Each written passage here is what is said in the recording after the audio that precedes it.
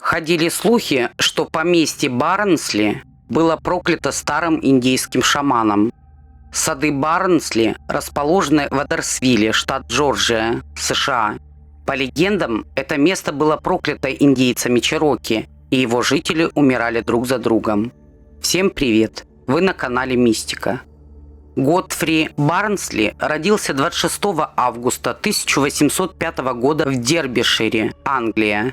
Отцом его был Джордж Барнсли, владелец английской хлопчатобумажной фабрики, а матерью Анна Гудвин Барнсли.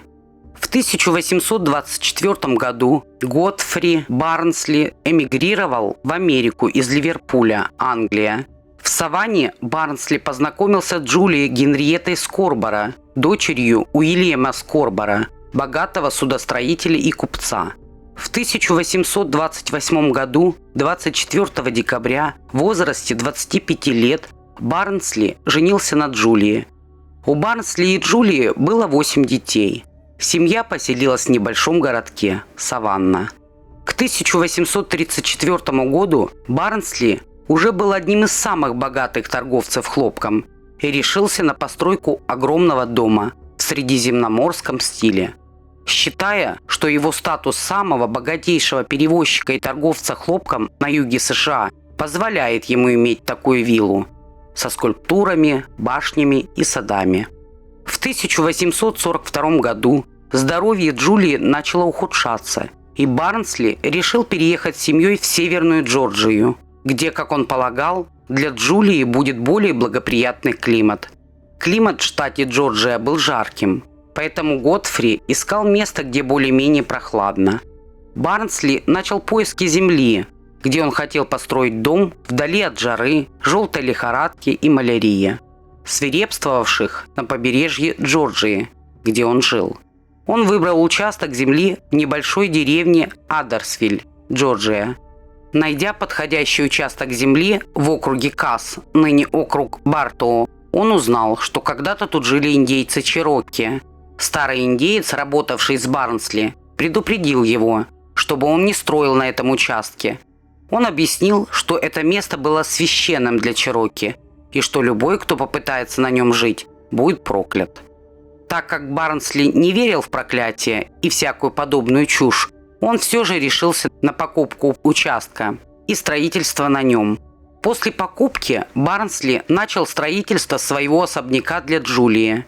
Он назвал свое поместье Вудлендс, которое позже стало известно как Барнсли Гарденс.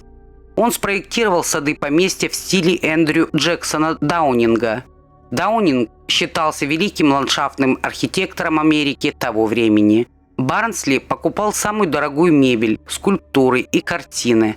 Все самое лучшее привозилось с разных уголков земли.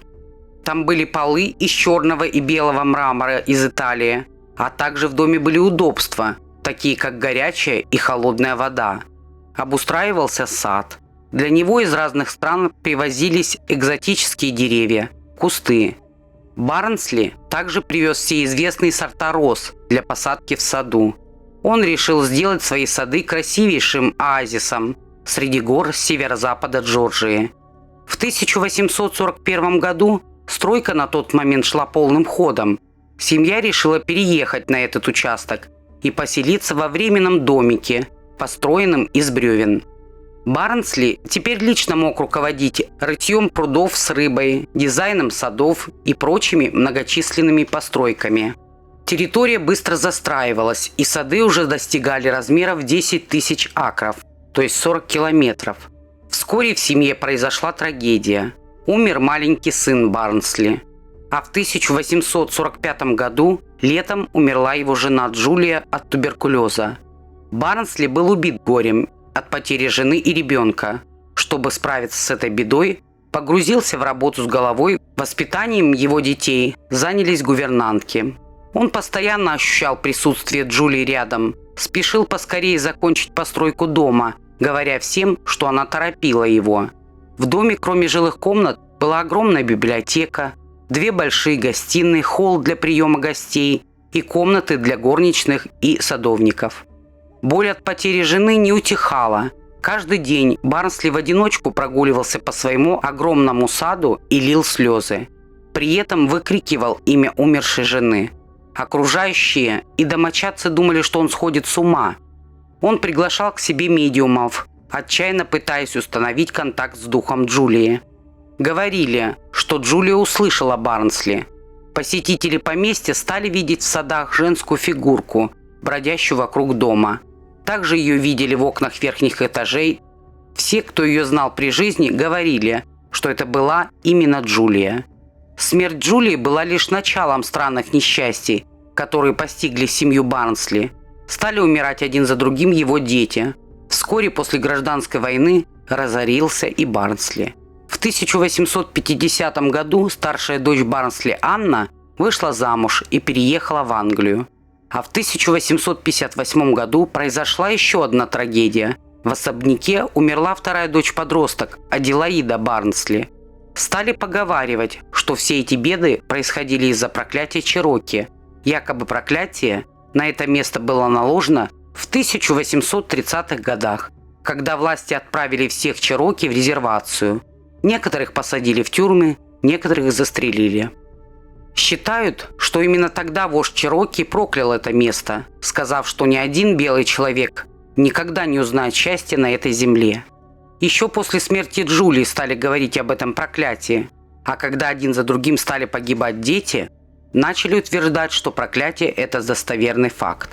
После Джулии погиб еще один младший сын Барнсли в результате несчастного случая. В том же году, после смерти дочери Аделаиды, один из старших сыновей Ховард Барнсли был убит китайскими пиратами, куда отправился искать экзотические растения для отцовского сада. Джеймс Питер Балцели, женившийся на его дочери Джулии, был убит падающим деревом в 1868 году. Проклятие распространялось не только на семью самого Барнсли, но и на тех, кто брал в жены его дочерей. Испугавшись, Барнсли обратился к медиумам и экстрасенсам, умоляя их, чтобы они сняли индейское проклятие, но это не помогло. Семья продолжала беднеть, и дом так и остался недостроенным до конца. Годфри Барнсли умер в Новом Орлеане в 1873 году. Захоронили его на территории поместья рядом с могилой его жены. Говорили, умирая, Барнсли умолял священника снять злое проклятие. В 1874 году в Джорджии случился мощный торнадо. Он сорвал крышу с особняка и уничтожил много экзотических растений в саду. У потомков семьи Барнсли не было денег на восстановление поместья, и оно постепенно разрушалось. В 1988 году поместье, которое стало называться «Сады Барнсли», купили, и началось его восстановление. Купил поместье германский князь Хубертус Фугер и решил построить на этом месте курорт с гольф-клубом для богатых. Основной дом поместья новый хозяин восстанавливать не стал. На тот момент дом превратился в руины. В 1989 году Фугер пригласил шамана Чероки, чтобы тот снял проклятие. Шаман сразу почуял неладное. Тут произошло что-то необъяснимое. Здесь явно что-то было. Осмотрел поместье, провел индейский обряд изгнания. Также сообщалось, что обряд сработал, и проклятие с этих земель было снято. Благодарю всех подписчиков и гостей канала за просмотр. Если вам было интересно, ставьте лайк и пишите комментарии. Я буду благодарна. Жмите на колокольчик, чтобы не пропустить новые истории. Всем желаю добра. Пока.